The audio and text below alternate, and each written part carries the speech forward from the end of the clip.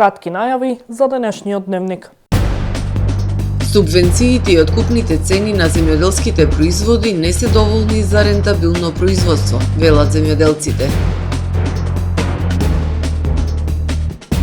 По 10 месеци изготвено супер вештачењето за случајот со родилката Веапоска од Дебар.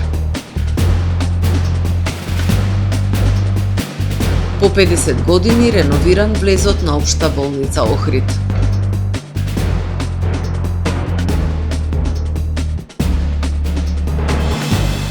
Специјализираната болница Свети Еразмо доби нова опрема. Франција, по примерот на Белгија, ја забрани продажбата на електронски цигари. Подетално за најавените и за останатите настани од денес ќе ве информираме во дневникот кој започнува повременската прогноза. Останете со ТВМ. Трпе Инвест ви донесува метео на ТВМ.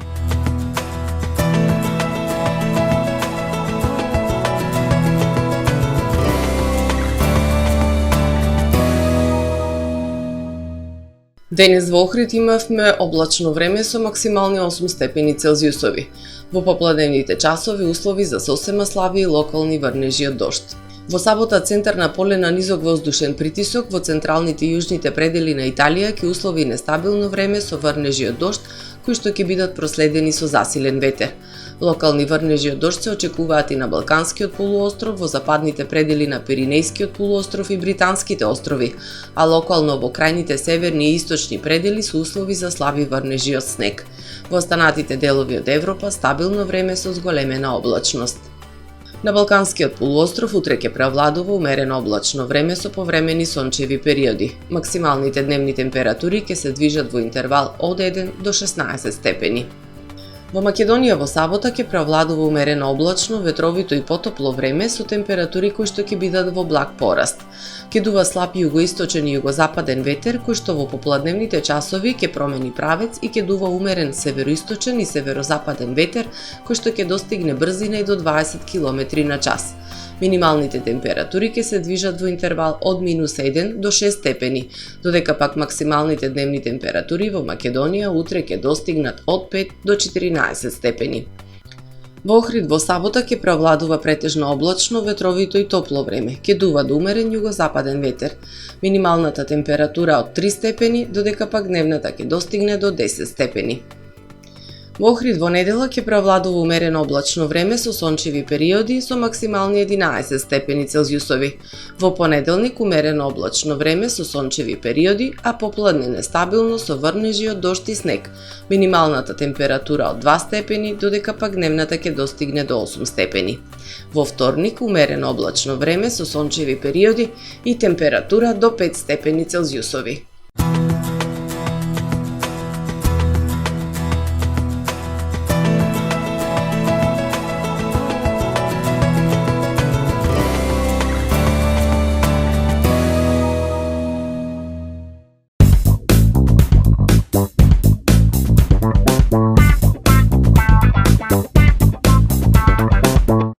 Добре дојдовте во светот на Кармен Бау Центар. Во беспрекорно уреден продажен простор, купувањето во еден Бау Центар никогаш не било попријатно. Со гордост ви го представуваме нашиот шоурум Мараци, со најголем избор на плочки од Мараци и санитарија од светски познатите брендови Грое, Колпасан, Идеал Стандард, Рока, Унитас. На располагање ви е нашиот архитект кој ќе ви помогне во осмислување на вашиот проект.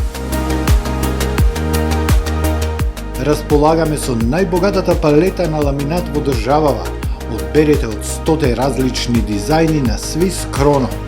Покрај стандардниот избор на фасадните системи Knauf и Бекамент, ви нудиме богат избор на професионален алат на реномираните производители Bosch и DeWalt. Кармен Бау Центар на улица Железничка. Професионален сервис за хемиско чистење на облека Хембој, повеќе од 50 години со вас. Единствени во регионов работиме со dry cleaning или суво чистење. Не дозволувајте импровизации со вашата деликатна облека. Хембој работи по сите европски сертификати и стандарди со најсовремени машини и методи за dry cleaning, она што го бара производителот на вашата облека за правилно одржување на истата. Вршиме услуги и за водено перење на кебиња, постелнини, јоргани, наддушеци и прекривки. Традиција и квалитет повеќе од 50 години. Хемиско чистење Хембој.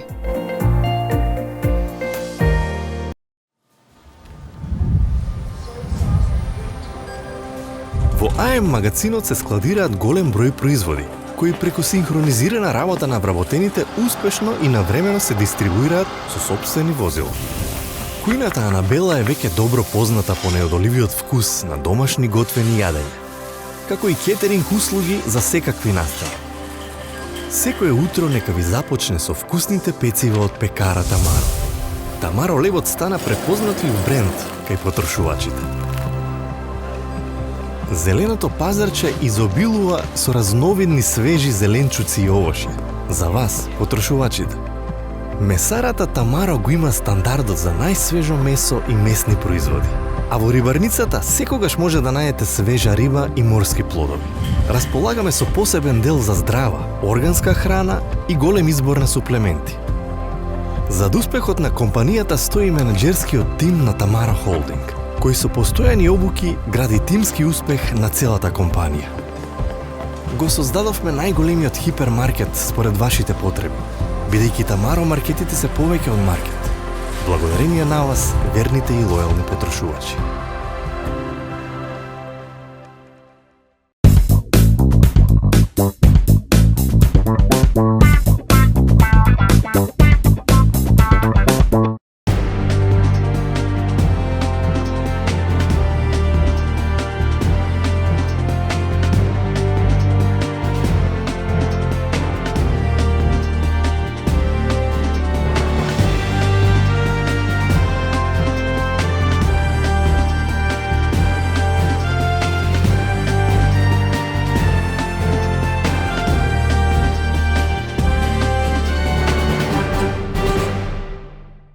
Добар ден, прво издание на Дневникот на ТВМ.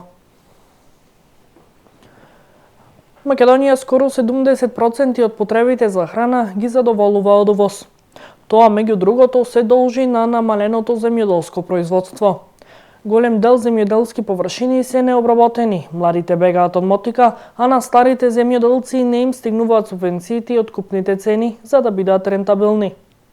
Потребно е да се спроведат похрабри реформи во земјоделството, кој представува национален интерес, сметаат земјоделците.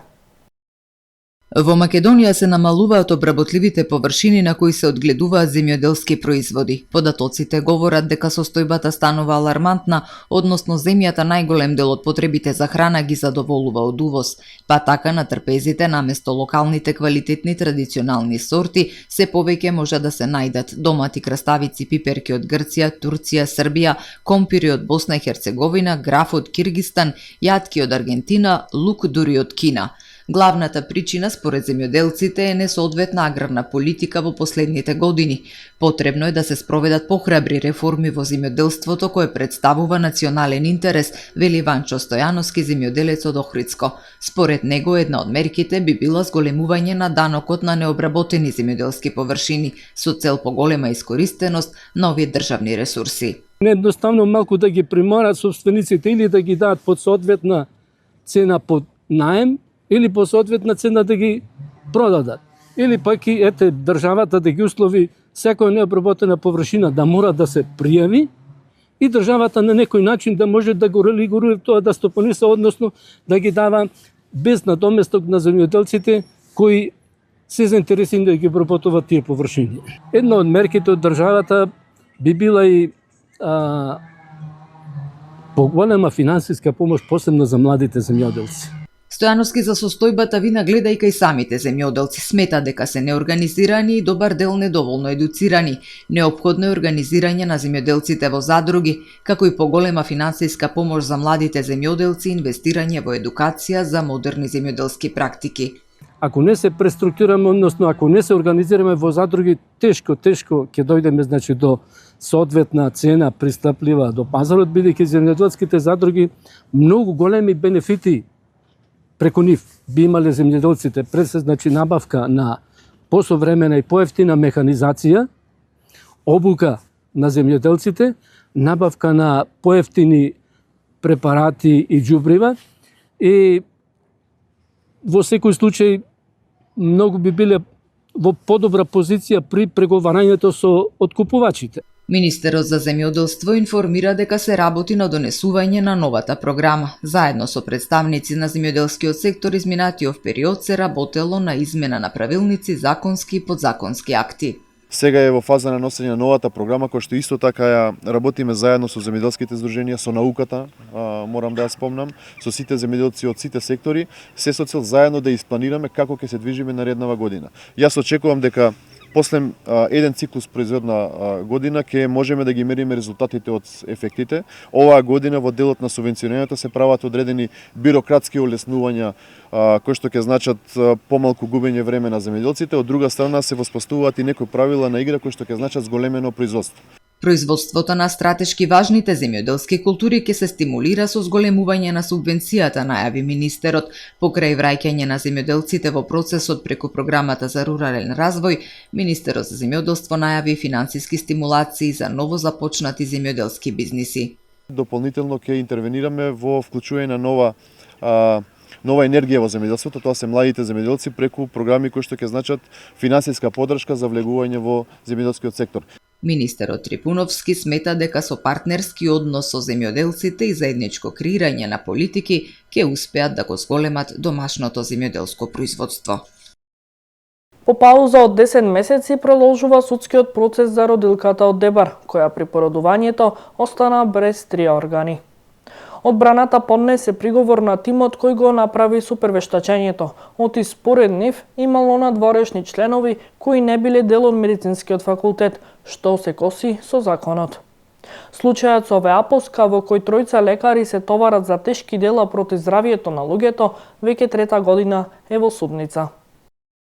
По 10 месеци изготвено супервештачењето од Судско-медицинскиот совет за случајот со родилката од Дебар, која при породување остана без 3 органи. Одбраната поднесе приговор на тимот кој го направи вештачењето, оти според нив имало надворешни членови кои не биле дел од медицинскиот факултет, што се коси со законот. Судот го прифати приговорот и ќе бара објаснување, а потоа ќе одлучи дали супервештачењето ќе биде прифатено или одбиено. Приговорот се однесува дека се повикувани надворешни членови, меѓутоа истакнато и дека тој што е носител на тимот е дел од Судско-медицинскиот одбор на кого што е фактички доверено вештачењето. Супервештачењето покажа пропусти во оперативниот зафат, обвинетите купуваат време, делото застарува идната година, велат оштетените кои очекуваат осудителна пресуда. Меѓутоа, знаете, одбраната кој е во очај превзема очајнички чекори. Тоа се случи денес. Меѓутоа, јас ви кажав и на почетокот на ова судење, а и денес ви кажувам, обвинетите во оваа постапка нема да избегнат одговорност. Јас не верувам дека медицински факултет ќе направи таков аматерски почетнички чекор, што ќе се рефлектира како штетен настан по однос на супервештачењето. И барам барање до судот, до судијата и до обвинителката да има пресуда и да има затвор. Значи, да нема условна казна и една за секогаш да знаат докторите дека ако има лекарска грешка, таа грешка треба да биде пресудена и треба да имаат одговорност. Случајот со Веаповска, во која тројца лекари се товарат за тешки дела против здравието на луѓето, веќе 3-та година е во судница. Судскиот процес тече со бројни одлагања, враќања од почеток, менување на судии и обвинители. Нов изглед на влезот на општа болница Охрид. Завршено е целосното реновирање на влезниот објект, портирница на Охридската болница, која што е изграден пред 50 на години и се наоѓаше во незавидна состојба. Во објектот се сместени вработените од службата за поможен технички персонал и шофери на амбулантни возила. Целиот проект е реализиран со донација, а ВД директорот изрази благодарност до општествено одговорните компании и до општина Охрид со јавните предпријатија, кои придонесоја за негова реализација. Во иднина се преведени повеќе вакви зафати кои ќе допринесат оваа установа да го добие вистинскиот лик, како што доликува на најголемиот туристички центар во нашата држава, изјави ВД директорот доктор Горан Марковски. Специјализираната болница за ортопедија и травматологија Свети Еразмо доби нова опрема. Центарот за развој на југозападниот плански регион на јавната здравствена установа специјализирана болница за ортопедија и травматологија Свети Еразмо Охрид во рамки на проектот опремување на современ центар за физикална терапија во болницата Свети Еразмо му ја предаде опремата видеосет за интубација. Преку оваа опрема, болницата Свети Еразмо Охрид ќе има подобра визуализација и поголема прецизност, бидејќи видеосетот овозможува јасен и зголемен приказ на дишните патишта, што значително зголемува точноста при поставувањето на ендотрахеалниот тубус. Се зголемува безбедноста на пациентите, односно се минимизира ризикот од повреди и компликации, особено кај оние со тешки анатомски предизвици.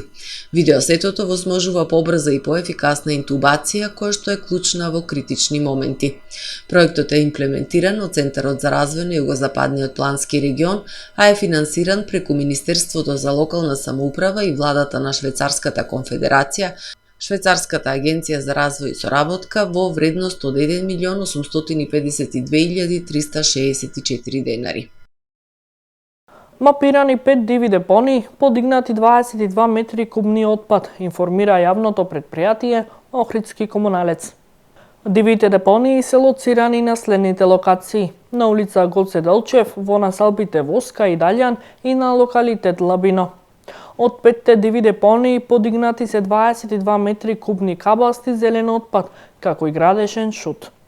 Од јавното предпријатие Охридски комуналец повторно упатуваат апел до граѓаните да не се деградираат јавните површини од страна на поединците, затоа што овие слики се секојдневие за сите останати граѓани.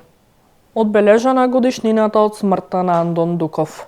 Делегација на локалната самоуправа, предводена од председателот на Советот на општина Охрид Перчо Божиновски, денеска положи свежо цвеќе пред споменобележјето на Андон Дуков, по повод годишнината од неговата смрт. Свежо цвеќе положија и представници на Сојузот на борци од Охрид и Дебрца, како и граѓани од Охрид. Андон Дуков бил резбар од првата генерација на современи македонски уметници, воедно и сликар и борец во НОБ. На 27 ноември 1941 година бил осуден во отсуство на 12,5 години затвор. Според историските податоци, починал од измрзнување во февруари или март 1944 година на планината Кожув. Пратениците не се откажуваат од нивните привилегии.